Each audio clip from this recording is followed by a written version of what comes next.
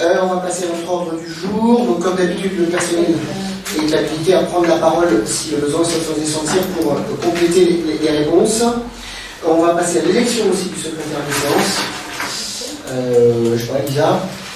On vient tout le monde, que ce soit Lisa, la secrétaire de séance. Pas de vote défavorable sur ce sujet. Donc, Lisa, tu seras la secrétaire de séance. Et on va passer à notre ordre du jour sur le premier point qui concerne l'adoption du PV du conseil municipal du 23 mai, que vous avez tous eu. Alors, sur lequel on a fait un effort en essayant d'être le plus complet possible. Les choses ont été retranscrites comme exactement pendant le conseil, mot pour mot. C'est pour ça qu'il est un peu plus épais que les autres fois, même s'il y a la vidéo. Donc je vous propose de le mettre à l'approbation. Je n'ai pas eu de commentaires dessus pendant la période des documents. Est-ce qu'il y en a en séance ce soir? Ou est-ce qu'on peut le mettre aux voix? Pas de remarques sur le conseil. Je vous propose de le mettre aux voix. Y a-t-il des votes défavorables? Y a-t-il des abstentions? Donc le PV est adopté. Merci. Et on va passer au point numéro 2. Et c'est Jean-Yves Gadea, le rapporteur. Création et composition du comité social territorial.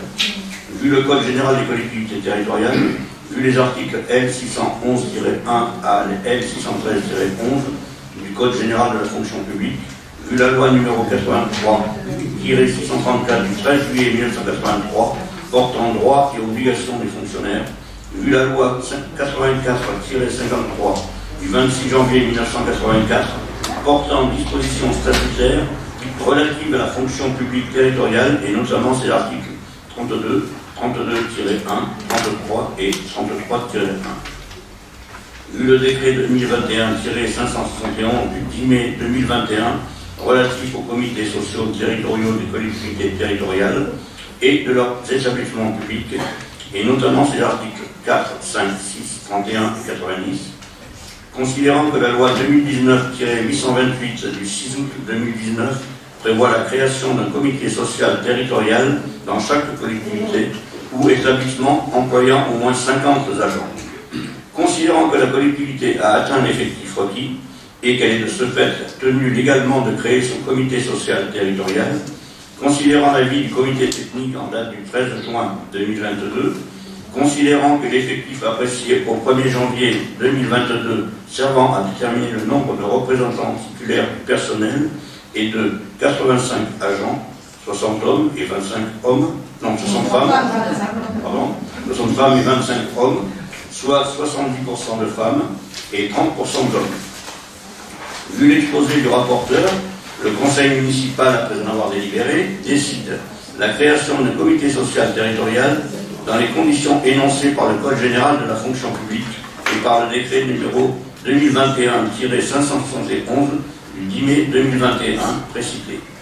De fixer à 5 le nombre de représentants titulaires du personnel au comité social territorial au sein de la collectivité. Le recueil par le comité social territorial de l'avis des représentants de la collectivité. L'institution du paritarisme numérique en fixant le nombre de représentants de la collectivité égal à celui des représentants du personnel titulaire et suppléant, soit 5 membres titulaires et 5 membres suppléants. Excusez-moi pour la fabouille. J'ai fabouillé. Merci Jean-Yves.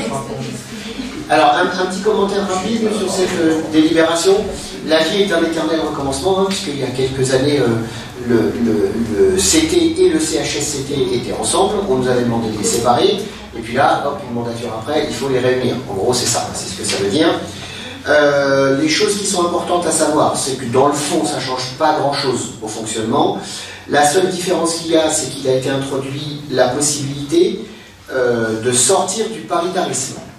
Je m'explique. C'est-à-dire que c'est une instance où il y avait autant de membres élus que de membres du personnel. Et donc, ce qui permettait d'avoir un avis équilibré lorsque les choses étaient soumises à ce comité technique, tout ce qui tourne autour du personnel. C'est le CE dans une entreprise privée classique. La loi permet de sortir du paritarisme et de laisser la possibilité aux élus d'être plus nombreux que les représentants du personnel. Ce que l'on n'a pas souhaité. On n'a pas voulu ça. Les membres du CT, on l'a énoncé, on l'a dit au dernier CT au personnel. On souhaite conserver le paritarisme, c'est-à-dire autant de membres du personnel que de membres d'élus.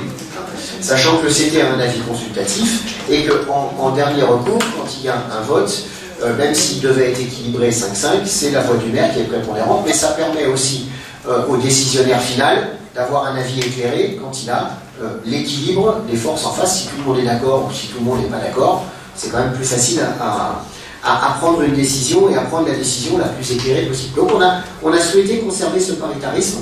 Pour le reste, c'est exactement le même fonctionnement qu'avant, sauf qu'on a fusionné le CT et le CHSCT. Voilà, c'est tout ce que ça veut dire. Est-ce que sur cette délibération, il y a des prises de parole? Oui, mademoiselle Moine, vous avez la parole. Oui, en fait, le CHSCT peut très bien continuer à exister, même parce que ce n'est pas rendu obligatoire de faire cette fusion. Or, aujourd'hui, c'est peut-être important, et j'en suis persuadée, de maintenir cette instance au sein des effectifs communaux, parce que on constate un turnover très important, un mal-être au travail très important, et que d'avoir une instance spécialisée sur ces conditions de travail, etc., nous semble primordial, en tout cas aujourd'hui. Voilà. Alors c'est dommage que dès le début du conseil, vous soyez déjà à côté de vos groupes. C'est dommage, parce que franchement, il y a une information que vous n'aviez pas, c'est que le CHSCT, on avait été obligé de tirer le personnel au sort parce qu'il n'y avait pas de gens qui voulaient s'y mettre. Voilà, alors qu'au CT, il y avait suffisamment de personnel pour avoir leur nombre de représentants, simplement parce que le fait de dédoubler dans une collectivité comme la nôtre ce type d'institution, eh ben, c'est tout simplement la tuer et ne pas lui permettre d'exister, parce que quand vous faites des réunions, quand c'est des ASEM par exemple qui sont dedans et qu'on les retire des écoles, bah, ça gêne les écoles. Quand c'est des services techniques et qu'on les retire des services techniques, eh ben, ça pose problème sur la réalisation des choses qu'il y a à faire, etc. etc. Alors après, je ne sais pas si c'est une obligation ou pas. Voilà, on n'a pas d'obligation, mais nous on a souhaité le faire, on l'a soumis au CT, on leur a laissé le choix. Ils ont souhaité, eux, pour le bon fonctionnement et pour la praticité de la chose, les réunir en un seul. Encore une fois, je ne sais pas sur quoi vous basez, mais c'est l'hystérie habituelle dont vous faites preuve sur le mal-être au travail qu'il y aurait dans la collectivité. Il n'y en a pas. On a laissé les personnels choisir et c'est eux qui ont choisi de le faire. Donc voilà, on peut dire tout ce qu'on veut, mais utiliser une délibération comme ça à des fins politiques alors qu'on a laissé le choix au personnel, je trouve ça lamentable, mais c'est pas grave, ça ne change pas de vos habitudes. Vous avez la parole. Ça va juste dans le sens, justement, dans la défense du personnel, et la façon dont vous parlez prouve que l'hystérie est plutôt de votre côté. La problématique, c'est que le personnel n'a pas besoin de vous pour se défendre, mademoiselle. Je vous propose qu'on passe au vote. Malheureusement, si, avec un... Je vous ai pas donné la parole. On passe au vote. Vous prendrez la parole. Non, vous ne prendrez pas la parole parce que, premier avertissement, mademoiselle Moine, premier avertissement, il y a un règlement intérieur. Ici, c'est moi qui donne la parole, c'est pas vous. Donc vous commencez pas votre hystérie, vous voyez, c'est vous qui êtes hystérique, c'est pas moi. Donc non, vous vous calmez tout de suite. La première chose que vous avez dit, c'est à côté de ces ponts. Mademoiselle Moine, vous redescendez et vous respectez le règlement intérieur, sinon, je prendrai les mesures adéquates. Voilà. Merci. On passe au vote. Est-ce qu'il y a des votes défavorables? Est-ce qu'il y a des abstentions? Adopté. Le point numéro 2, et c'est Annie. 3, pardon. Modification du tableau des effectifs. Vu le Code général des collectivités territoriales, vu le Code général de la fonction publique, vu la loi numéro 84-53 du 26 janvier 1984 portant statut de la fonction publique territoriale, vu l'article 34 de la loi numéro 84-53 du 26 janvier 1984, en vertu duquel les emplois de chaque collectivité ou établissement sont créés par l'organe délibérant de la collectivité ou de l'établissement.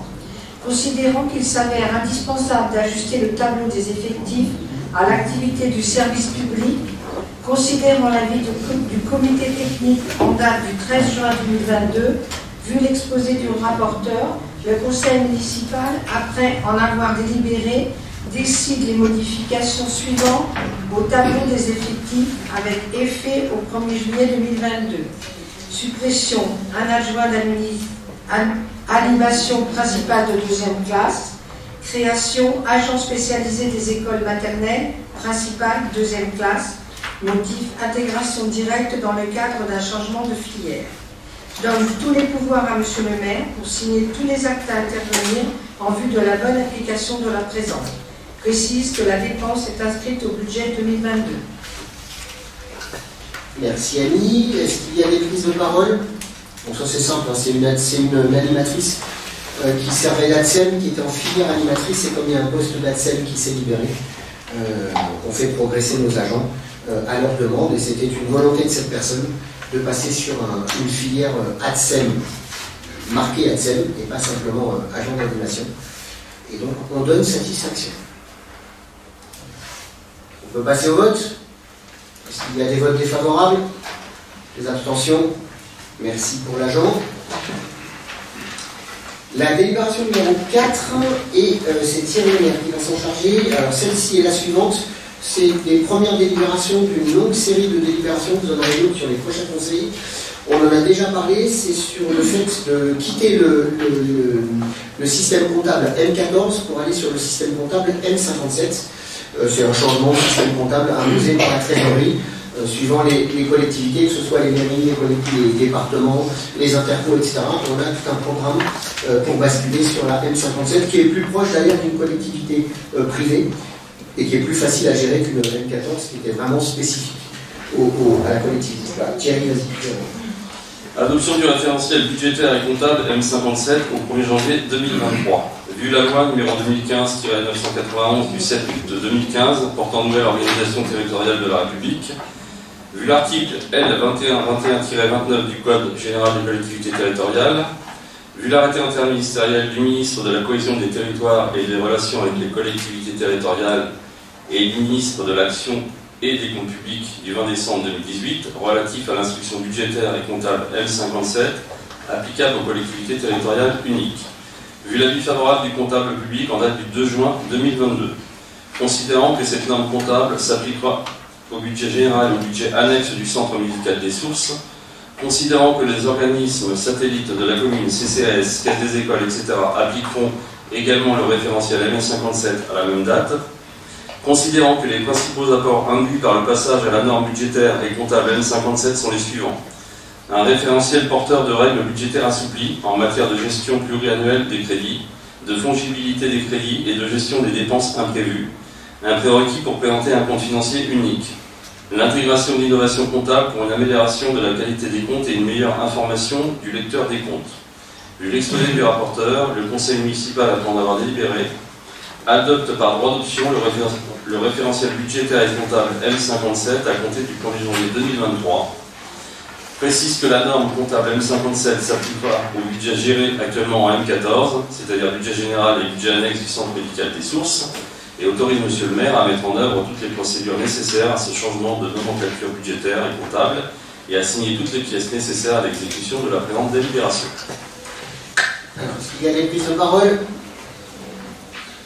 On peut passer au vote. Donc, y a-t-il des votes défavorables? Y a-t-il des abstentions? Donc, adopté. Merci. Et on va passer à la délibération numéro 5, donc qui en fait partie aussi. Et le rapporteur, c'est Nathalie Nicolas-Nelson. Institution et ajustement de la provision pour dépréciation des créances douteuses.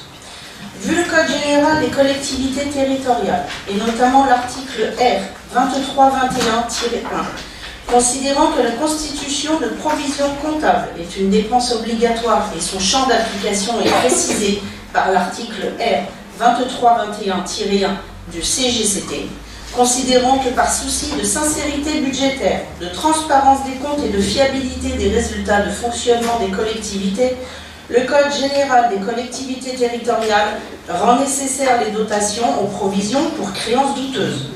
Considérant qu'il est d'ailleurs précisé qu'une provision doit être constituée par délibération de l'Assemblée délibérante lorsque le recouvrement des restes à recouvrer est compromis, malgré les diligences faites par le comptable public à hauteur du risque d'irrécouvrabilité estimé à partir d'informations communiquées par le comptable, Considérant que d'un point de vue pratique, le comptable et l'ordonnateur ont échangé leurs informations sur les perspectives de recouvrement des créances, l'inscription des crédits budgétaires, puis les écritures de dotation ou provision ne sont donc proposées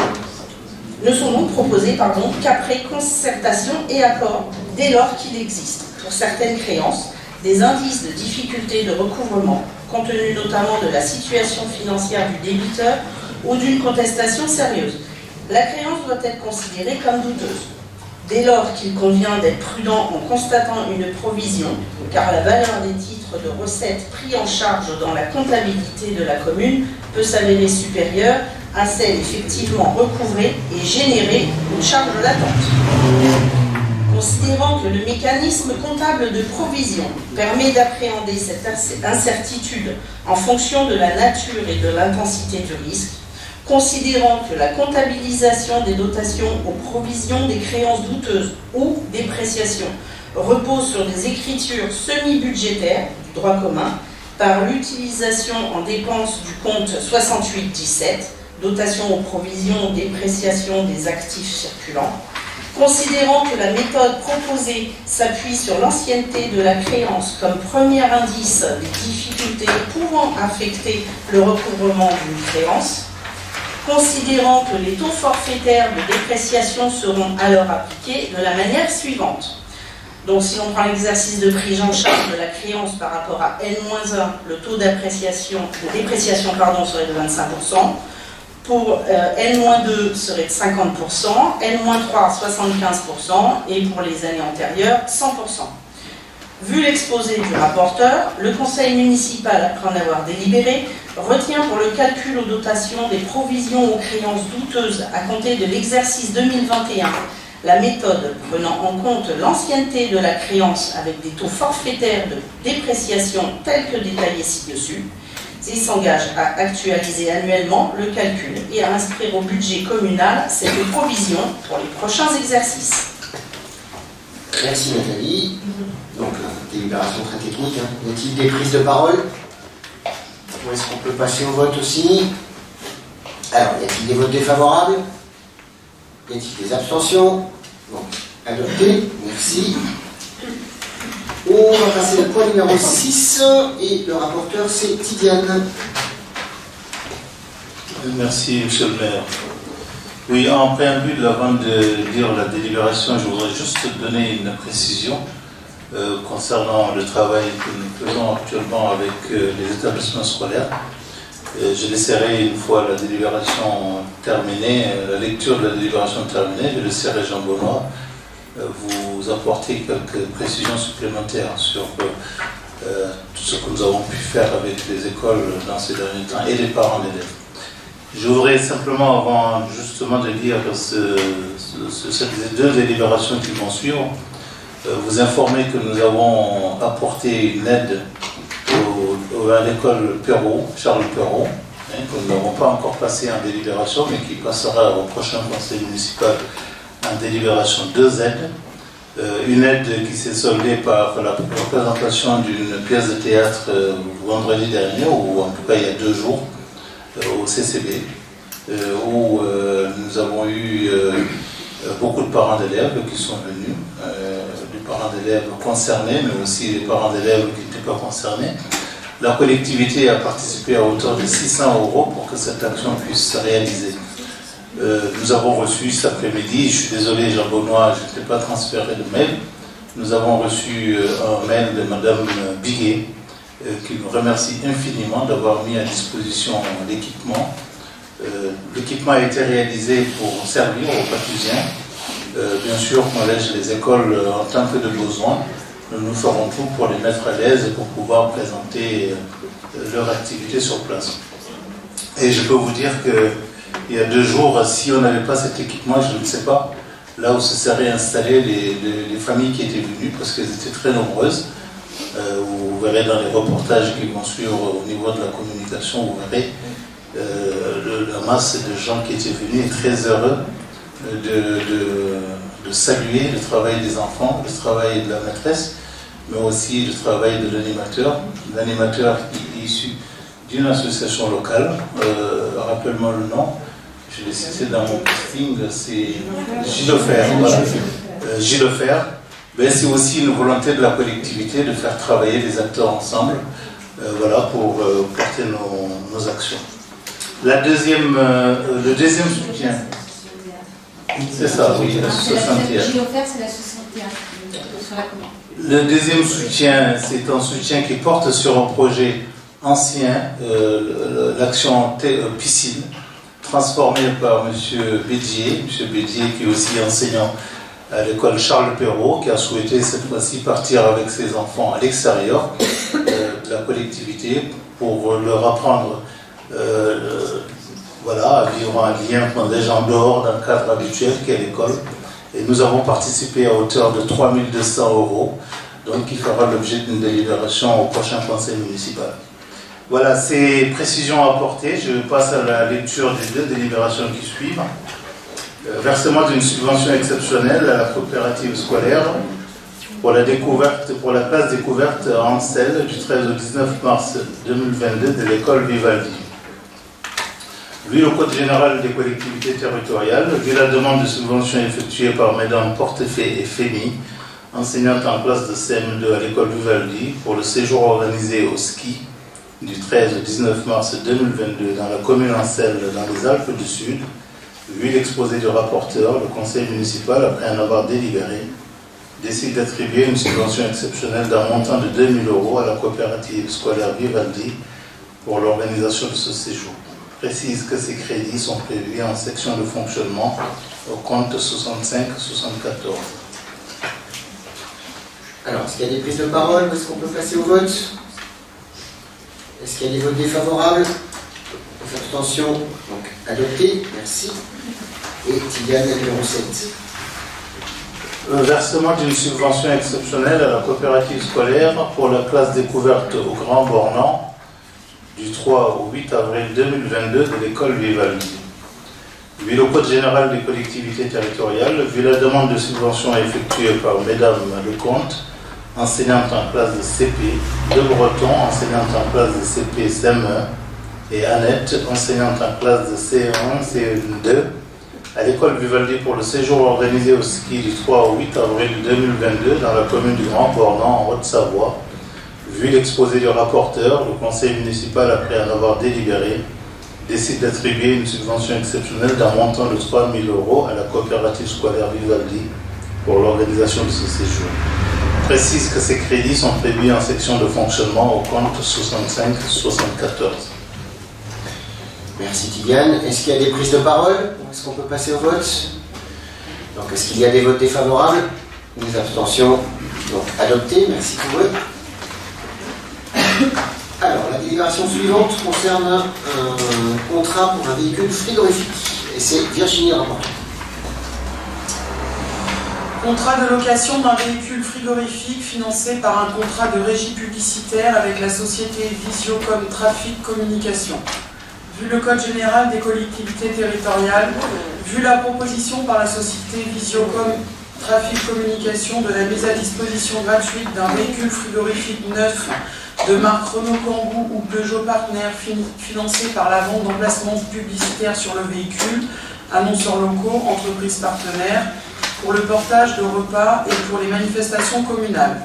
Vu le contrat de location du véhicule proposé par la société Locagène, vu la proposition de contrat de régie publicitaire par la société Trafic Communication, considérant que le contrat est conclu sous la condition suspensive de l'obtention par l'opérateur de régie publicitaire de recettes publicitaires annuelles suffisantes pour permettre le financement du véhicule loué, vu l'exposé du rapporteur, le conseil municipal, après en avoir délibéré, autorise Monsieur le maire à signer le contrat de location du véhicule frigorifique avec la société Locagène et le contrat de régie publicitaire avec la société Trafic Communication, ainsi que tout autre document s'y rapportant.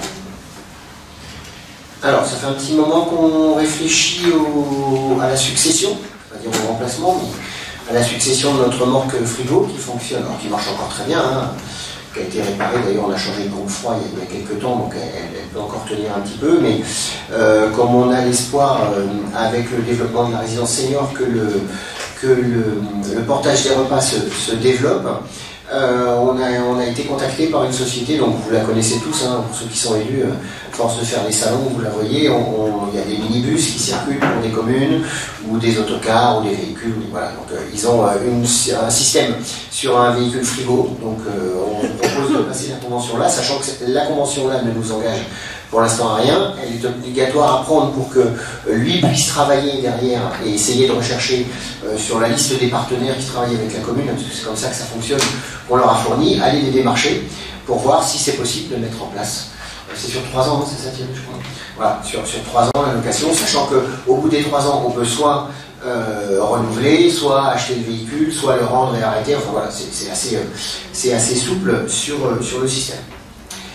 Est-ce qu'il y a des prises de parole? Ou est-ce qu'on peut passer au vote? Alors, est-ce qu'il y a des votes défavorables? Est-ce qu'il y a des abstentions? Donc, adopté, merci.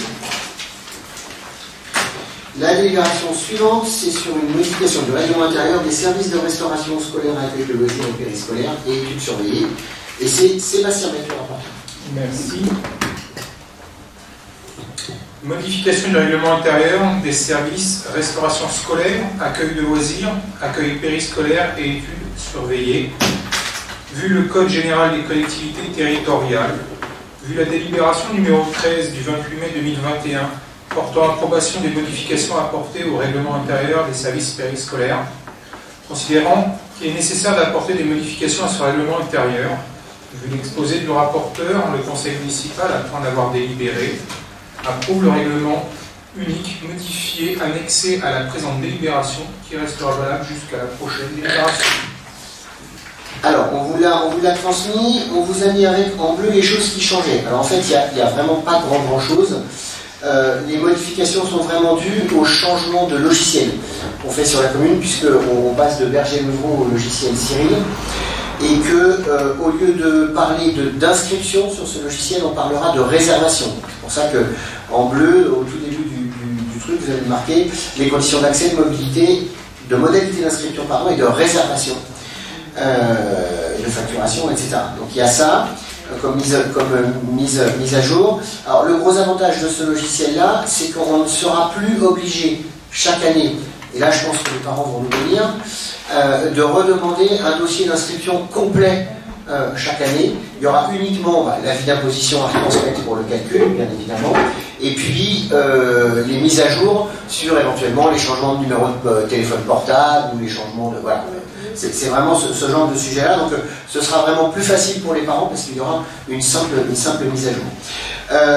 Et puis on a aussi modifié parce que la direction départementale de la cohésion sociale change et s'appelle aujourd'hui le service départemental à la jeunesse et à l'engagement au sport, donc SDJES. Voilà, c'est un peu barbare, mais enfin, c'est l'ancienne jeunesse et sport, hein, pour les anciens, si vous vous souvenez, voilà, c'est tout ce qui régit, tout ce qui touche à la jeunesse. Et puis c'est à peu près tout ce qui est changé sur le reste. Rien ne bouge. Voilà, on parcourt pour être sûr de ne pas vous dire de bêtises, mais c'est ça. Alors, est-ce qu'il y a sur ce sujet des prises de parole? Ou est-ce qu'on peut passer au vote? Oui, juste savoir si ce nouveau logiciel est couvert, respecte les nouvelles réglementations du RGPD. Ah ben c'est une évidence quand même. Nous sommes par rapport à malgré ce qu'on peut dire et ce qu'on peut voir, ça fait 3 ans et demi, presque 4 ans, qu'on est aujourd'hui avec un DPO et avec un système RGPD, et évidemment, on fait partie des 8 ou 9% de communes en France qui sont aujourd'hui, alors, je ne vais pas dire à 100%, on n'est jamais exactement à 100%, mais à 95 ou 96% de l'ensemble de nos documents qui ont été révisés, mis aux normes par le DPO, etc. Oui. Donc, on l'a fait sur le changement de site, d'ailleurs vous le voyez, à chaque fois il y a des histoires de cookies, d'inscription, etc. pour autoriser à recevoir les documents, etc. Tout ça est bien calé, là-dessus on est à la pointe, franchement on est à la pointe. On n'a pas à rougir. Alors ça nous coûte un petit peu de sous, hein. La DPO c'est sûr, hein, c'est un peu plus de 13 000 € de budget à l'année, mais c'est une obligation, donc il faut le faire. Mais voilà, ça a un certain coût, par contre on est excessivement au carré là-dessus. D'ailleurs, vous faites bien de remonter là-dessus, parce que j'ai vu qu'il y avait 27 ou 28 communes, y compris des grosses en région parisienne et des communes dans le sud, qui viennent de se faire sévèrement épingler par le tribunal, le conseil d'État dans le tribunal, qui n'avaient pas du tout démarré la mise en place du RGPD et qui là, eux, vont se manger des amendes assez colossales.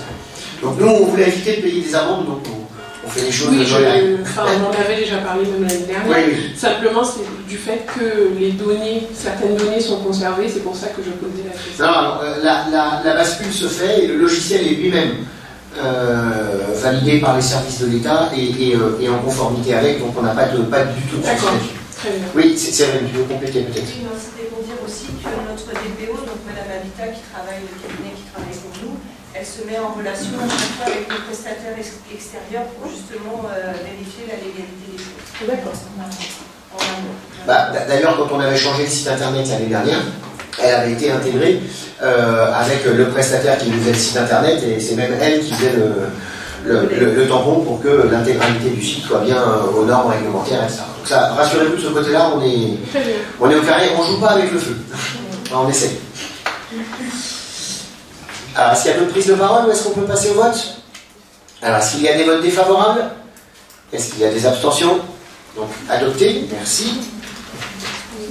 La délibération suivante, c'est la numéro 10, et c'est Virginie, le rapporteur. Désignation d'un membre à la commission locale d'évaluation des charges transférées, SELECT. Vu le Code général des impôts et notamment l'article L 2121-33, vu la délibération numéro 59-2020 en date du 9 juillet 2020 du Conseil communautaire de la communauté de communes Plaines et Monts de France portant composition de la SELECT, vu la délibération numéro 40-2022 en date du 30 mai 2022 du Conseil communautaire de la communauté de communes Plaines et Monts de France portant modification de la délibération numéro 59-2020 en date du 9 juillet 2020 portant composition de la SELECT, considérant que le régime de la fiscalité professionnelle unique FPU entraîne la création d'une commission déterminée à l'article 16.609 noni C du Code général des impôts, chargée d'évaluer les transferts de charges et leur mode de financement liés aux compétences, notamment eau, assainissement, petite enfance et collecte des déchets, transférés par les communes à la communauté de communes, considérant que le Conseil communautaire a déterminé la composition de la SELECT et a fixé son nombre à 20 sièges, soit un représentant titulaire par commune ainsi qu'un suppléant, considérant qu'il appartient à chaque conseil municipal de désigner son représentant titulaire et son suppléant, vu l'exposé du rapporteur, le conseil municipal, après en avoir délibéré, désigne M. Peinturier Jean Benoît, représentant titulaire, et M. Thierry Lemaire, suppléant à la commission locale d'évaluation des charges transférées. Alors, la CLECT, de son nom barbare, c'est un organisme qui siège à l'intercommunalité, dont on avait nommé des représentants sur la dernière mandature, puisque quand il y avait eu la séparation d'Interco avec nos 17 camarades qui étaient partis sur la CARF, c'est une instance qui siège donc à l'intercommunalité et qui répartit, comme son nom l'indique, les charges transférées. Donc c'est ce qui va faire le pendant entre, je vais prendre un exemple simple, la crèche de Damartin par exemple, qui a été transférée puisque Damartin passait dans la communauté d'agglo de la CARF, les équipements qui appartenaient à l'intercommunalité sur son territoire étaient transférés à notre intercommunalité, et donc il fallait transférer le personnel, ça c'est une première chose, les recettes, puisque les parents payent un petit peu, et puis la CAF paye un petit peu, donc il fallait que ça bascule sur l'autre interco, les charges aussi, donc s'il avait été fait des emprunts pour payer ce bâtiment-là, l'emprunt bascule aussi de l'autre côté. Voilà, donc la CLECT, elle sert à tout ça, elle sert à bien mettre au carré, et on a quelques sujets récurrents qui étaient un petit peu en stand-by depuis un petit moment sur la fin du transfert auprès de l'Interco. Alors en particulier, il y a le relais d'entreprise de Moussy-Neuf, qui est toujours en notre propriété, mais qui est exploité par la CARF de l'autre côté, qui veulent mettre en vente. Et comme on est en nue propriété, il faut qu'on ait notre autorisation, il faut qu'on négocie la part qui nous revient sur l'avance. Voilà, c'est un petit peu compliqué, mais on est obligé de réactiver la CLECT, et donc c'est pour ça qu'il faut renommer des membres dessus, puisque depuis le début de cette mandature, nous ne l'avions pas fait à l'Interco, puisque c'est une instance qui n'est pas nommée automatiquement, qui est nommée, en fait, on la construit quand on en a besoin. Voilà, parce que c'est vraiment une instance qui se réunit que dans des cas très particuliers. Et donc c'est pour ça que comme on n'en avait pas eu besoin depuis le début de la mandature, elle n'était pas créée, mais là comme on en a besoin, il faut la renommer. Voilà. Est-ce qu'il y a des prises de parole sur cette délibération? Ou est-ce qu'on peut passer au vote? Alors il y a une des conditions, c'est forcément, pour être nommé dans cette clé, hein, c'est d'être représentant de la communauté de communes. C'est pour ça que ça ne peut pas être un conseiller municipal qui ne siège pas à l'interco, ça ne peut pas fonctionner. Voilà. Alors, est-ce qu'il y a des votes défavorables? Est-ce qu'il y a des abstentions? Adopté, merci. La délibération suivante, c'est sur une convention de prestation de services, et c'est Salva, le rapporteur. Convention de prestation de services pour l'entretien de bacs, agrès, curage des collecteurs, assainissement avec la Société française de distribution d'eau, SFTE. Vu le Code général des collectivités territoriales, vu la délibération numéro 21 du 25 juin 2019, considérant que la convention d'une durée de 3 ans est arrivée à échéance. Vu la nouvelle convention de prestation de services proposée par la SFTE pour l'entretien d'un bac à graisse situé à la cantine du Verdi et de 4 collecteurs d'assainissement situés aux écoles Charles Perrault et de Valdy, au complexe sportif et au service technique. Vu l'exposé du rapporteur, le conseil municipal, après en avoir délibéré, approuve la convention annexée à la présente délibération, autorise M. le maire à signer la dite convention et à procéder à toutes les opérations s'y rapportant. Merci Salva. Alors, c'est quelque chose de classique, hein, on l'avait déjà fait il y a 3 ans, j'en avais fait 6 ans auparavant. La seule chose qui peut porter à confusion, et que je voudrais préciser, alors sur les bacs à graisse, non, mais sur les 4 autres, c'est marqué réseau d'assainissement. D'aucuns d'entre vous pourraient me dire oui, mais la compétence assainissement, c'est l'interco. Oui, sauf que là, ce sont les regards qui sont à l'intérieur de nos propriétés avant de retourner dans le réseau, et ça, c'est à notre charge de l'entretien. C'est pour ça qu'on est obligé d'avoir cette convention-là. Ça pourrait effectivement susciter quelques questions.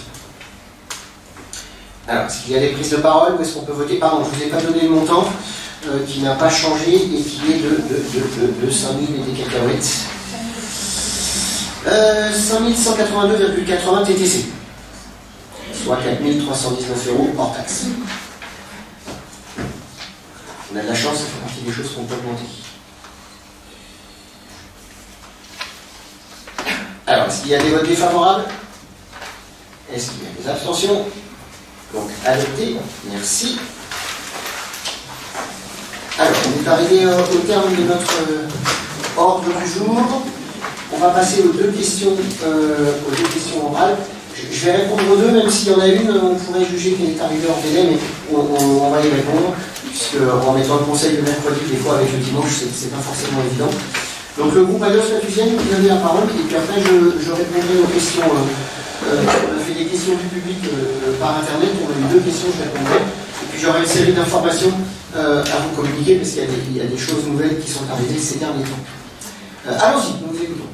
Alors, lors d'un précédent conseil, un des élus de votre majorité vous avait interpellé sur la situation financière critique de la société du Petit Cochon, avec laquelle vous contractiez pour la guinguette. Il était à minima très imprudent de faire confiance à une société en liquidation judiciaire et cessation de paiement. Vous n'aviez pas daigné répondre à ce sujet. Sans surprise, la société a été liquidée au mois de mai et a cessé son activité, étant donc dans l'incapacité d'assurer les manifestations prévues cette saison. Décidément, cette idée originale aura été minée du début à la fin par une gestion et une communication désastreuses. Au-delà du gâchis et de la nouvelle démonstration de mauvaise gestion des projets, il était prévu des engagements financiers clairs entre la société du Petit Cochon et la commune. Pouvez-vous nous apporter les preuves que la société s'est bien acquittée des loyers qu'elle devait à la commune pour la saison dernière et cette année? Pouvez-vous nous apporter les preuves que la société a bien donné la part du chiffre d'affaires des manifestations comme prévu par le contrat pour la saison dernière et cette année? Alors, je vais commencer par corriger une petite erreur que vous avez faite quand vous dites qu'il était à minima très prudent de faire confiance à une société en liquidation judiciaire. Elle n'était pas en liquidation, elle était en redressement. Puisque si elle était en liquidation, effectivement, nous n'aurions pas pu contractualiser avec elle. On s'est amusé cette semaine, on a fait un petit calcul de l'ensemble des sociétés prestataires de la commune qui, à un moment ou à un autre, ont été en redressement judiciaire. Je voudrais attirer votre attention sur le fait que le redressement judiciaire, c'est un petit peu comme la mise en examen. C'est pas parce qu'on est mis en examen qu'on est coupable et qu'on est condamné. Quand on est en redressement judiciaire, c'est parce qu'on a une difficulté passagère. Je vais vous donner l'exemple le plus flagrant que l'on connaît sur la commune. La société qui nous fait les peintures, avec qui on travaille régulièrement, par marché ou par bon de commande, puisqu'elle a un contrat avec nous, c'est une société qui a eu un gros plantage sur un dossier et qui s'est retrouvée en plan de sauvegarde et après en redressement. Et qui s'en est sorti au bout de 3 ans et qui fonctionne très bien aujourd'hui, qui a eu quelques difficultés passagères, mais voilà, pour lequel l'aventure continue, si on peut dire ça comme ça. Donc évidemment que lorsque l'on a recontractualisé, c'est parce que nous avions l'ensemble des documents en notre possession qui montraient que la société était en capacité à recontractualiser. Pour le reste, je n'irai pas plus loin dans la réponse, puisque effectivement elle est en liquidation, donc les documents et les décisions sont dans les mains du liquidataire judiciaire, donc je ne sais pas ce qu'il en adviendra. Au fur et à mesure des informations que nous aurons avec le liquidateur, nous vous tiendrons au courant. Mais j'attire une fois de plus votre attention sur le fait que c'est une question et pas un jugement de valeur, et que tout au long de votre question, comme d'habitude, c'est une question qui est présentée sur le thème polémique, et je vous avais prévenu, je vous avais dit une fois, attention, plusieurs fois je vous l'ai dit même, que lorsque les questions auront un ton plus que polémique, ou qu'elles nous attaqueront directement, on n'y répondra pas. Donc c'était la dernière fois, je vous préviens clairement, c'est la dernière fois que je réponds à une question sur laquelle vous apportez... Les loyers ont-ils été versés? Non, moi, ma question, c'est les loyers ont-ils été versés? Vous n'avez pas répondu à la question. Vous n'avez pas le droit de répondre dit qu'on a droit à des questions des divers. Vous y répondez. Vous n'avez pas le droit de payer à la commune. C'est une question très technique. Pas du tout polémique. Vous n'avez pas le droit d'intervenir. Les loyers ont-ils été payés? Vous n'avez pas le droit d'intervenir sur les questions que vous avez posées. Est-ce qu'on aura le grand comptable que je vous ai demandé? Vous n'avez pas. On va aller au terrain. Bien, et bien puisque c'est comme ça, vous ne poserez pas votre deuxième question. Voilà, puisque vous voulez jouer.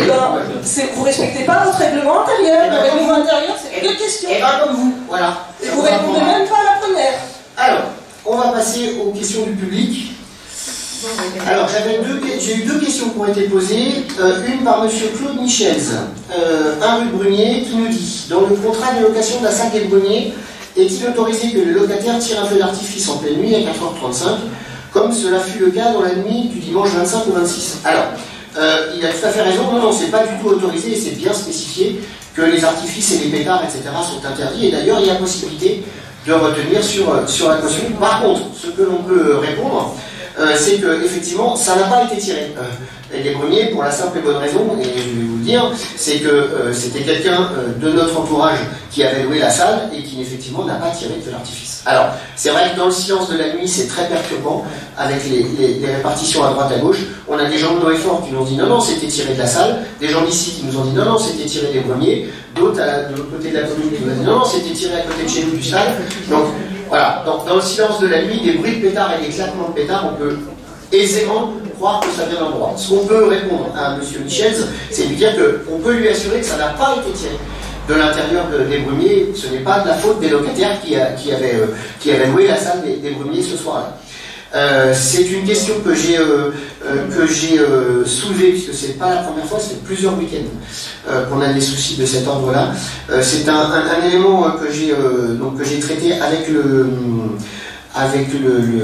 chef de la brigade de Saint-Souplet. Alors, il y a la même chose sur Saint-Souplet, il y a la même chose sur Montion. Il y a dans les villes, dès qu'il fait beau et qu'on a des jeunes dehors le soir, et que ces produits-là malheureusement sont en vente libre, c'est un petit peu le risque qu'il peut y avoir. Donc on va essayer d'être attentif et de trouver des mesures pour essayer de pallier à ça, mais c'est effectivement assez compliqué, surtout que la nuit, les effectifs de gendarmerie ne sont pas toujours au rendez-vous. C'est pas leur faute, c'est parce que sur la brigade de Saint-Souplet, ils devraient être 29 par rapport à la population, ils sont 24, et actuellement ils sont 21, puisqu'il y a 3 postes vacants. Donc vous voyez que c'est un petit peu compliqué. Voilà ce que vous pouvez dire pour cette question. Pour la deuxième, M. Benjamin Ferry, qui nous écrit en nous disant: bonjour, depuis plusieurs semaines, plusieurs habitants de Saint-Baptiste ont remarqué beaucoup d'incivilité, de mise en danger et de circulation de trottinettes électriques, pas de casque, coupe de priorité, circulation à gauche. Est-il prévu pour quelque chose pour éviter un drame? Alors, Monsieur Fémy, ça ne fait pas depuis quelques semaines, hein, ça a toujours existé. Là, en ce moment, c'est avec les trottinettes électriques, mais les incivilités, c'est parfois même pas seulement les jeunes sur les trottinettes, hein, c'est aussi souvent les adultes. Ça passe par les papiers par terre, ça passe par les vitesses, les limitations de vitesse qui ne sont pas respectées, ça passe par ceci, cela, etc. C'est un vrai phénomène. C'est un vrai phénomène compliqué et difficile à gérer, parce qu'il faudrait avoir quasiment un policier municipal ou un gendarme derrière chaque habitant, ce qui, vous le comprendrez, est totalement impossible. Donc, pour tout ce qui a trait à la saleté, on a un personnel qui tourne avec un appareil pour ramasser au maximum, etc. On fait de la prévention. Je peux vous dire qu'avec Jean-Yves Gadéa, on est sorti plusieurs fois la nuit à la rencontre des jeunes qui sont tranquillement assis à un endroit en train de discuter, fumer une cigarette, boire un coup, écouter un peu de musique, pour leur dire vous avez des poubelles qui sont à 15 mètres, et les gars, soyez gentils, mettez des poubelles. Voilà. Donc, c'est un travail de longue haleine. Quand la génération de jeunes change, ben, il faut refaire le travail, parce que c'est pas toujours évident, mais voilà. Donc les choses qui sont prévues pour éviter ces drames, ben, ce sont déjà la répression que l'on peut mettre en place par la police municipale, par les gendarmes, etc. À ce titre, sur la police municipale, nous renforçons les effectifs, parce que je vous avais dit qu'on avait 4 postes de policiers municipaux ouverts, donc on avait recruté le chef. On a un nouvel agent qui arrive le 8 juillet et on en a un 3e en recrutement, et il nous restera, si celui-là fonctionne, il nous restera encore un poste après, puisque ce qui est ouvert au crédit budgétaire pour cette année déjà, c'était 4 postes à temps complet sur toute l'année. Voilà ce que vous pouvez dire là-dessus. Alors, maintenant plusieurs informations importantes avant ce départ en vacances. Alors, un point sur le PLU. Alors ça, ce sont des affres de la préfecture. Vous savez qu'on avait repris lors du dernier conseil municipal des délibérations pour corriger les petites erreurs matérielles du PLU. Ces délibérations, elles venaient parce que le préfet nous avait soumis quelques erreurs et nous avait dit bah, ce serait bien que vous les repreniez dans une prochaine délibération. On lui avait dit qu'il n'y avait pas de souci, qu'on acceptait l'ensemble des remarques qu'il faisait parce qu'elles étaient justifiées. Je ne vais pas revenir sur le détail, vous étiez tous présents au dernier conseil dans lequel c'est bien détaillé. Alors, à une exception près, c'est que il a mis un certain temps à nous dire, il a mis 3 mois et demi à peu près, et que en fait, une délibération sur le PLU ne peut pas être annulée et modifiée quand elle a plus de 4 mois. Ce qui est largement le cas de celle-ci qu'on avait repris la dernière fois, parce qu'on l'a repris au mois de mai, alors qu'elle datait du mois de septembre. Donc le contrôle de légalité nous a dit bah non, en fait vous ne pouvez pas reprendre la délibération, c'est trop tard. Donc en fait on avait un accord du préfet qui nous disait bah, reprenez la délibération quand vous pourrez le faire dans le temps, et puis ces services qui nous disent derrière ah ben non, au bout de 4 mois c'est pas possible. Donc on reprendra, on fera ces petites corrections d'erreurs dans la prochaine révision du PLU qu'on a, puisque ça nécessite enquête publique, etc. Donc pour l'instant on reste comme on est, puisque de toute façon notre PLU est exécutoire par un arrêté préfectoral depuis le 27 octobre 2021, et que donc il ne gêne en absolument en rien l'ensemble des opérations ou des besoins pour les habitants, etc., puisque de toute façon il est validé et approuvé, et qu'il n'a pas eu dans les délais ni de recours contre lui, ni au tribunal administratif, ni par la préfecture, ni par un tiers, quel qu'il soit. Donc aujourd'hui, il s'applique plein et entièrement, il est tout à fait opposable. Voilà, donc sur le PLU, ça c'était une première chose. Donc je suis désolé, on vous a fait travailler pour rien la dernière fois, hein, mais j'ai demandé à la préfecture d'essayer d'être cohérent, de nous dire la prochaine fois, oui on peut ou non on ne peut pas, mais enfin, de ne pas nous dire de refaire, de nous donner l'acceptation, et puis après nous dire ah non, vous êtes en délai, vous ne pouviez pas le faire. Super. Surtout qu'on leur avait dit attention, on a 4 mois pour le faire, est-ce que ça pose problème si on le fait plus tard? Non, c'est bon, allez-y. Bon, voilà, bref. Le point suivant dont je voulais vous parler, alors là, il est un peu plus polémique. Nous avons... Comment? Vous avez le droit, vous, d'être polémique? Je pense que vous allez redescendre rapidement, parce que ce qui va arriver derrière, vous n'allez pas aimer, je pense. Donc, redescendez, soyez humbles, ça vous changera. Alors, on a reçu un recours sur le terrain des marronniers, donc sur le terrain que nous mettons en vente, sur le terrain des marronniers, donc dont le délai de purge se terminait au 14 juin là, et on a reçu donc un recours, alors pour l'instant un recours gracieux, qui je l'espère pour les habitants, parce que sinon ça va leur coûter cher, va rester gracieux. J'y répondrai demain ou après-demain par la négative, parce qu'évidemment il est vide et sans aucun argument, mais comme c'est un document communicable, je vais vous dire le nom des gens qui nous ont mis un recours, puisque ça paraît logique que vous soyez au courant de qui. Donc on a monsieur et madame Benjamin et Esther Fémy, monsieur Gilles et madame Isabelle Blanchard, monsieur Claude Michels, madame Isabelle Minel, monsieur Luc et madame Rosemarie Louis, monsieur Marc-André et madame Huguette Fibreuil. Je ne donne pas les adresses, hein. Je vais rester sobre, mais tout ça sont des gens qui habitent au Marronnier, à part monsieur Michels qui habite là, je ne vois pas en quoi ça me dérange à l'autre bout de la commune. Enfin, c'est pas grave. Monsieur Stéphane et madame Patricia Chénaud, monsieur Sandri Zelka, madame Jennifer Schenkel, monsieur Stéphane et madame Chamontini, monsieur Benjamin Régnier, monsieur France Erscheid, lui aussi on se demande pourquoi il est là, madame Pascal Bonnefoy, madame Isabelle Godard, aussi, monsieur Grégory Georges, madame Sofiana Lounis, monsieur Brian et madame Séverine Lostetter, madame Nicolas Lallemand, madame Stéphanie Bayard, monsieur Michel Verger, monsieur Thibault Vincent, madame Sandrine Briand-Deveau, madame Géraldine Vasseur, monsieur Laurent Laigle, madame Anna D'Acosta, madame Martine Maurice, madame Gisèle Caroff, monsieur Victor et madame Ghislaine Ferreira, monsieur William et madame Viviane Torret, monsieur Eric et madame Florence Narfi, madame Isabelle Anton, monsieur Claude et madame Yolanda Amigage, lui aussi, après avoir piqué les terrains à la commune, c'est assez étonnant, monsieur Bruno Falgaltier, madame Valérie Fauquemberg, madame Isabelle Leverge, monsieur Guy et madame Joanne Ambouet, madame Nathalie Moine, tiens, tout à l'heure, on va en reparler dans quelques instants, madame Émilie Lamers, madame Sarah Corporan, monsieur Renaud Freslot, monsieur Joël et madame Marie-Annick Corinthe, monsieur Roland Fontana, et alors, extraordinaire, l'association Vivre à la Martin. Je ne sais pas ce qu'elle vient foutre ici, mais c'est assez rigolo. Enfin voilà, alors, c'est des gens qui sont extrêmement... alors, ils sont 40, hein, donc 40 par rapport à 2200, on peut se poser des questions. Après, on va être très honnête.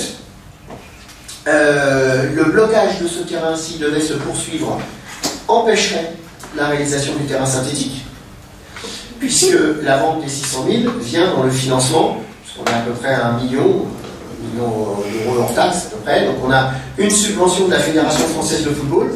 Tiens, d'ailleurs, si on n'a pas démarré le chantier au 15 septembre, on perd cette subvention. Donc on perd 44 000 euros. Merci les gens qui auront fait ce recours et qui auront empêché que ça démarre, que les travaux démarrent. On a une subvention de la région de 100 000 et un BUP de 125 000 qui venait donc abonder les 600 000 de la vente du terrain. Et puis après, effectivement, le reste du budget en autofinancement qui nous permettait de construire ce terrain. Donc c'est assez rigolo d'avoir des conseillers municipaux qui sont d'accord. Et je vous renvoie au conseil municipal du 16 septembre au bout d'1h54, et je vais la citer, mademoiselle Moine, qui dit bah, je serais presque d'accord pour autoriser la vente des terrains si les 600 000 euros vont au terrain synthétique, et qui aujourd'hui fait partie des rigolos qui déposent un recours pour évidemment politiquement. Et qu'est-ce que vous avez répondu à cette époque-là pour rigoler? Alors, je vous ai pas donné la parole, donc vous vous taisez. Voilà, ça c'est. Le conseil municipal. Vous vous taisez, madame, vous vous taisez, vous n'avez pas la parole. Le conseil municipal est terminé. Vous vous taisez, vous n'avez pas la parole. Le conseil est terminé.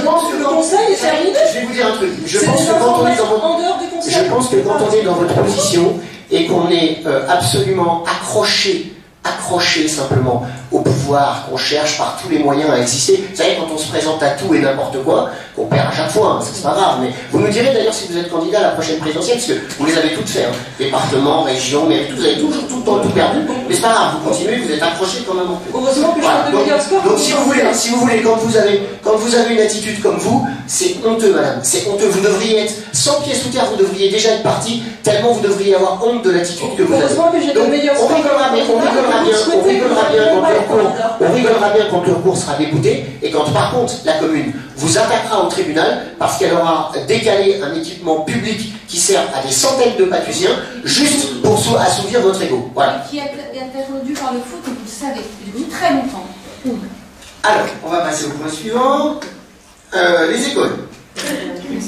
Alors, on a encore un point qui est assez rigolo là. Pour une fois, là, vous n'y êtes pour rien. Alors, on ne sait jamais, ça pourrait aller.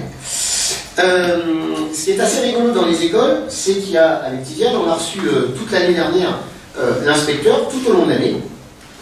Et ce cher inspecteur nous avait annoncé une fermeture à l'école Charles Perrault, on en avait déjà parlé. Et que cette fermeture était consécutive à soi-disant une baisse de gens dans nos écoles. Alors, on va vous donner les chiffres de base élèves. C'est le logiciel Éducation nationale. C'est celui qui est au jour le jour d'aujourd'hui. Sur l'année dernière, nous avions 801 élèves dans les écoles et on en avait 532 à Vivaldi pour 20 classes. On est bien, hein, 532 pour 20 classes. Vous allez rigoler après. Et puis 269 pour 11 classes à Perrault. L'inspecteur était venu nous donner des grandes leçons en nous disant qu'on allait en avoir 15 de moins à Perrault et qu'à cause de ça, il fallait fermer une classe. Les inscriptions à Perrault à ce jour sont à 268. 1 de moins. À 15. 1 de moins. Et les inscriptions à Vivaldi sont à 530. 2 de moins.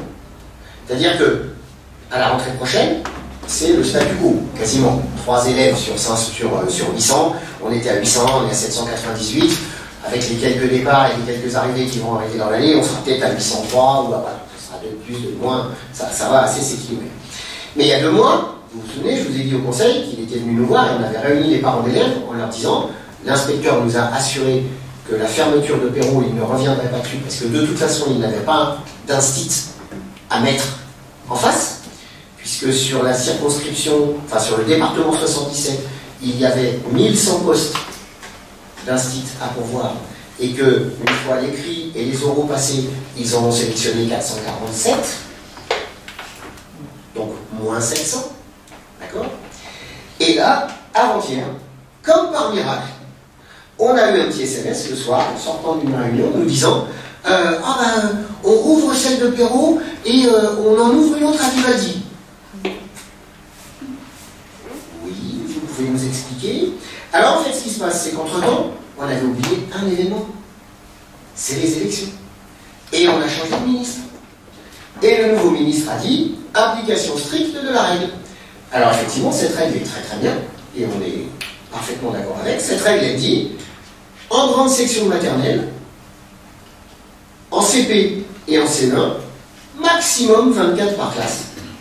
Et dans les autres niveaux, petite section, moyenne section, CE2, CM1, CM2, 28 maximum.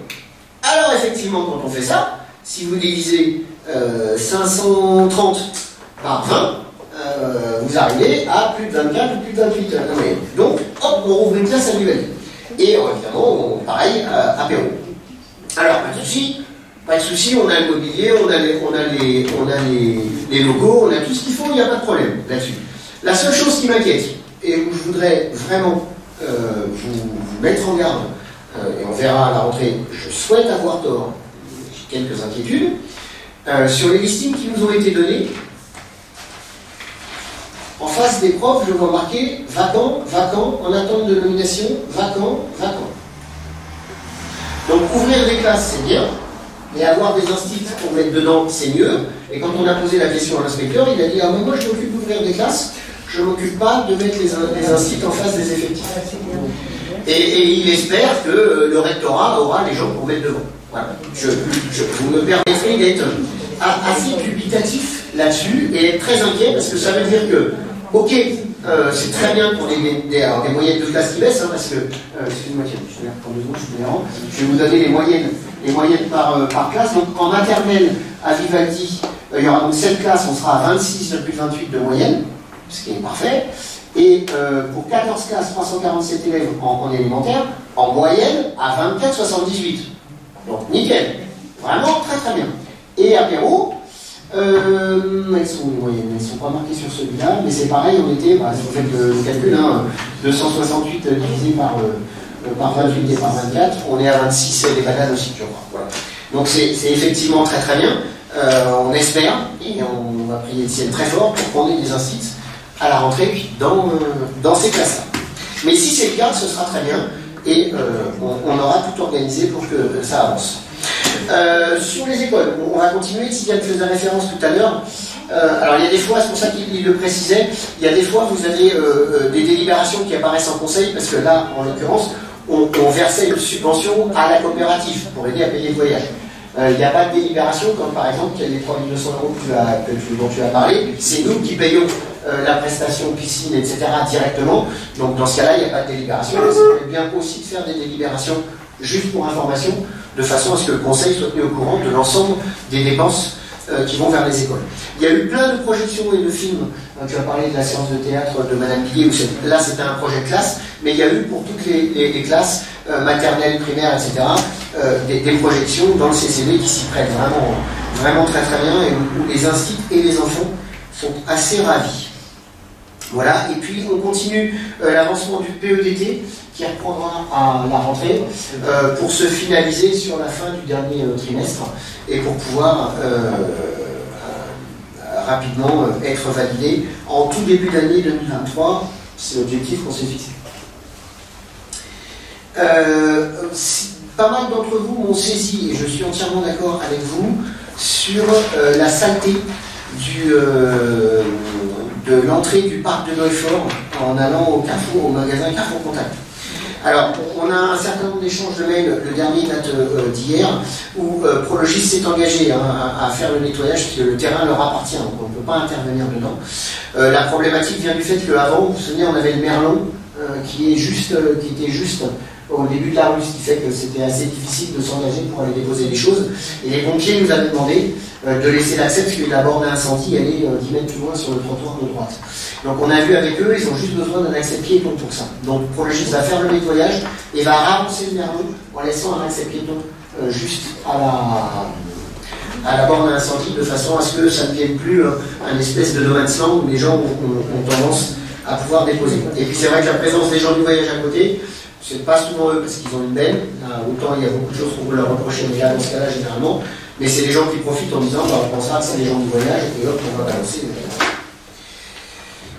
Donc ça devrait être fait rapidement, on leur a remis la pression, on leur a demandé que ce soit fait vite parce que c'est vraiment pas faux. Il faudra tout simplement être vigilant au moment de dégager ces ordures. Il y a 2 décharges de bennes, de gravats, derrière la station, entre la station et là où sont installés les gens du voyage. Je ne sais pas comment la personne est arrivée jusque-là. Il faudra peut-être quand ils vont enlever les détritus à l'intérieur qu'ils puissent aller jusque là-bas. La difficulté, c'est que ce n'est pas le même propriétaire de parcelle. Ah ouais. Là, c'est les Belges derrière la station d'Avage, ça appartient à VMI. Donc on va leur demander, je n'avais pas vu qu'il y avait ça. On va leur faire un mail d'éléments en leur demandant de bien vouloir procéder au nettoyage. C'est l'avantage d'être jeune retraité et d'être sur la collectivité. Exactement. Parce qu'elles sont en marché. 2 autres nouvelles importantes sur notre centre médical. Alors 3, parce que j'ai oublié. On a accueilli, on a fait un post Facebook aujourd'hui, une sophrologue qui est venue s'installer. Et puis j'ai eu une réunion avec l'Interco, puisque vous vous souvenez, on vous avait parlé sur l'intercommunalité, on a un centre intercommunal de santé, donc il y a une compétence intercommunale qui a un certain nombre de professions médicales salariées, salariées de la communauté de communes. Donc il y a un médecin, des infirmières, etc. On doit avoir, nous, il a été prévu, on mettait un local à disposition, et il a été prévu que l'on fasse qu'on ait deux demi-journées dans un premier temps de présence de médecins supplémentaires, donc du centre intercommunal de santé qui viendrait dans notre centre à nous, une matinée et une après-midi. On ne sait pas encore quand, comment. Ça a pris un petit peu de retard, je vous l'avais annoncé l'année dernière pour la rentrée dernière. Le problème, c'est que l'ARS, et surtout en Ile-de-France, le monde rural, ils ont un petit peu de mal, ils ne connaissent pas trop. Donc ça leur posait problème dans un centre médical parce qu'il y avait des professions libérales, il y avait des professions paramédicales, donc il fallait leur montrer qu'il y a une signalétique bien spécifique pour le centre intercommunal de santé, que la salle d'attente du médecin du centre intercommunal de santé ne soit pas une salle d'attente où il y ait des professions paramédicales. Je vous en passe les meilleurs, c'est un peu compliqué avec l'ARS, surtout que depuis 2 ans ils étaient un petit peu occupés. Donc il semble qu'on ait réussi à trouver avec l'Interco un accord et qu'on puisse, dans les mois qui vont suivre la rentrée, pouvoir ouvrir cette annexe du centre intercommunal de santé dans notre centre 2 après-midi par semaine. Enfin 2 demi-journées, matin ou après-midi, je ne sais pas encore. Et puis, une autre nouvelle, on a notre avocat qui nous a soumis le mémoire pour attaquer au tribunal l'ancienne dîner qui devait s'installer, pour lequel on est, je vais dire, en bisbise, mais surtout on est en compte, puisqu'elle nous doit pas mal d'argent. Donc on attend de recevoir le mémoire, là, puisque toutes les pièces avaient été fournies, et notre avocat nous a dit qu'on allait être prêt pour pouvoir déposer, donc on vous tiendra au courant des suites. Ce genre de procédure, c'est très long, hein, mais il y a beaucoup de sujets qui nous sont favorables. Et puis je vais finir par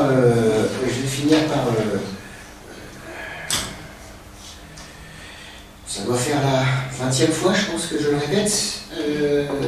Mademoiselle Webb, vous m'avez renvoyé un courrier recommandé ce matin pour me demander pour la xème fois les frais de représentation. Je ne vais pas vous faire la honte de vous relire devant tout le monde, je vais juste vous donner le code, c'est l'article L2123-19 du Code général des collectivités territoriales, qui stipule que sur les frais de représentation, il y a deux modes de paiement, un à la fourniture de factures, et donc il faut fournir un justificatif, et un autre au forfait, sur lequel il n'y a pas besoin de fournir un justificatif.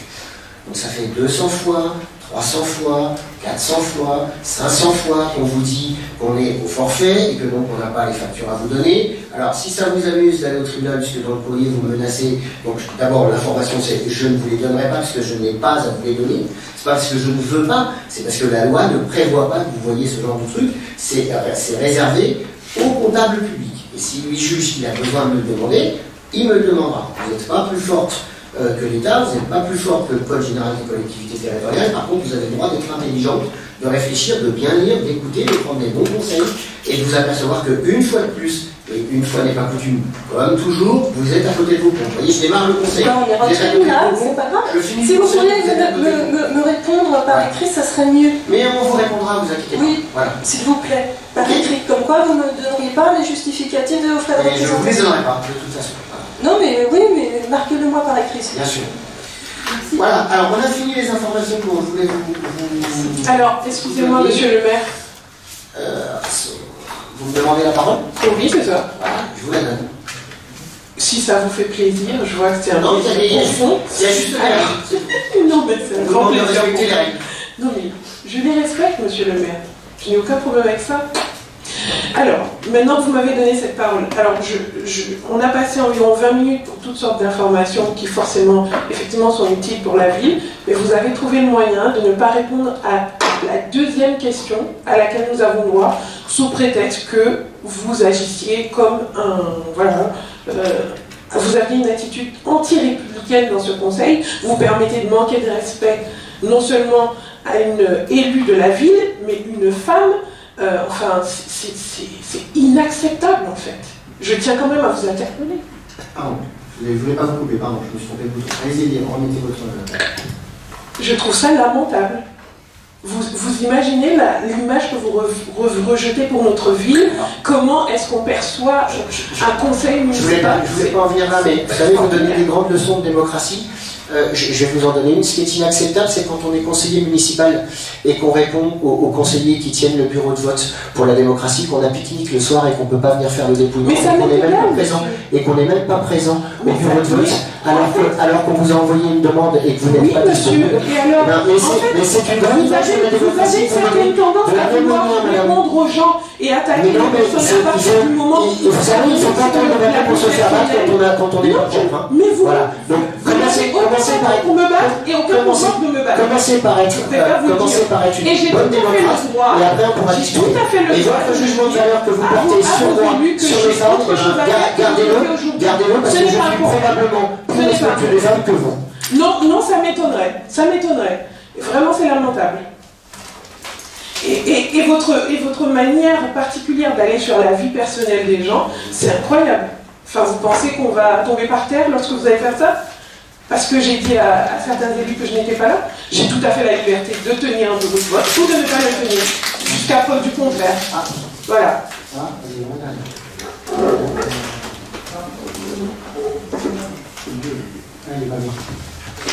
Voilà, merci, le conseil est terminé, on se retrouvera probablement à la rentrée. Merci beaucoup.